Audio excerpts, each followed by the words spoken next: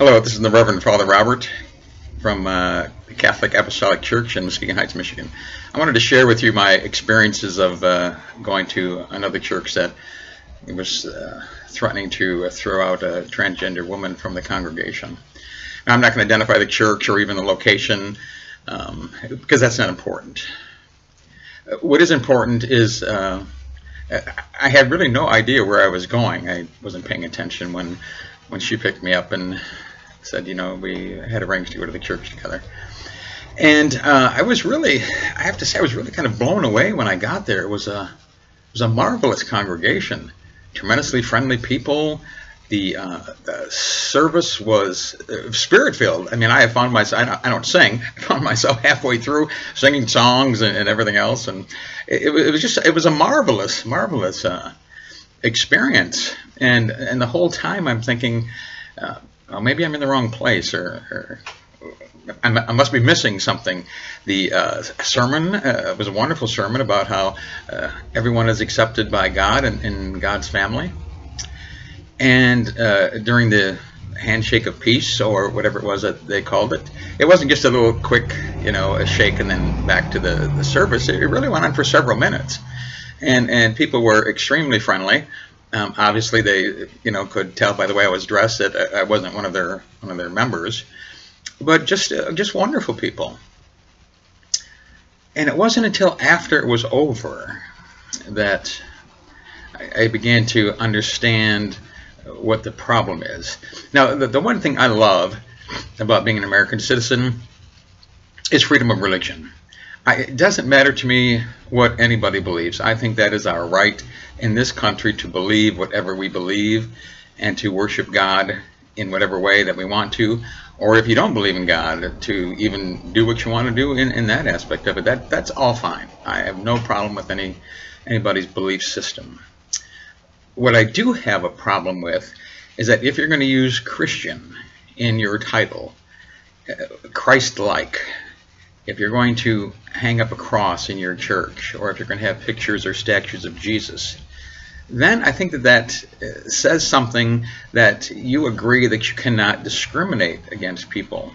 And at first I had kind of a hard time trying to figure out, because a lot of people knew me. They knew me from Facebook, they knew me from being in the news, they knew me from all of these things. And it wasn't until afterwards, when I was down talking with several people, that must have been 10, 15 of them said to me individually and as a group that we're so happy to see you here. And I'm thinking, why are you so happy to see me here? Because we have some theological differences here on what Jesus talked about. And the one guy finally said, I hope that you can find a home here where you can be freed of your sin. And I said, freed of my sin? What exactly is that? He said, well, the work that you do with those people. And then it kind of dawned on me. People were excited to see me because they thought that I had come to their church for salvation. I had come there to confess my sin of being a supporter and an activist and an advocate for the LGBT community, especially for the trans community. And unfortunately, that changed my whole vision of things.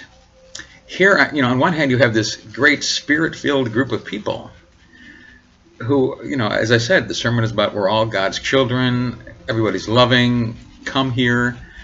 But come here under the guise of, if this is who you are, if you are one of those LGBTQIA people, that you're here to pray that this sinful lifestyle of yours leaves you. And that soured me, that disappointed me, because that's not what Jesus was about. Jesus was about totally loving and accepting everyone. So, the fate of the trans woman is still up in the air. There was in another church several miles from there was a gay youth who I've been talking to online, and he's so distraught because his parents are looking at conversion therapy. They want to pray this lifestyle out of him. They want to pray. And that is so disappointing because his future is bleak. Such a wonderful kid too, such a wonderful, wonderful child of God. Yet statistically, he's at high risk for suicide because he doesn't think there's anything wrong with him, and I don't either. He's a beautiful, beautiful kid. So to sum it all up, I think that it was a wonderful experience. I'm glad that I went.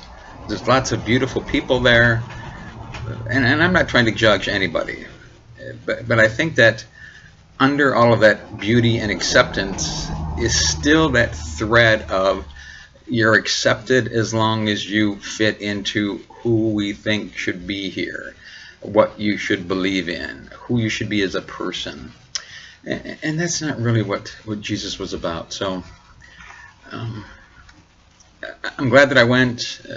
I'm disappointed after the outcome of talking with people, because I am going to continue. I am going to continue being an advocate for people that need advocacy, whether it's the LGBTQIA community, whether it's people who are bullied, whether it's people who are discriminated against, whatever it is. I am going to continue to fight, because it is my belief, my soul says, that Jesus the Christ is open and loving and accepts everyone, and nothing is going to change me from that. Have a blessed week.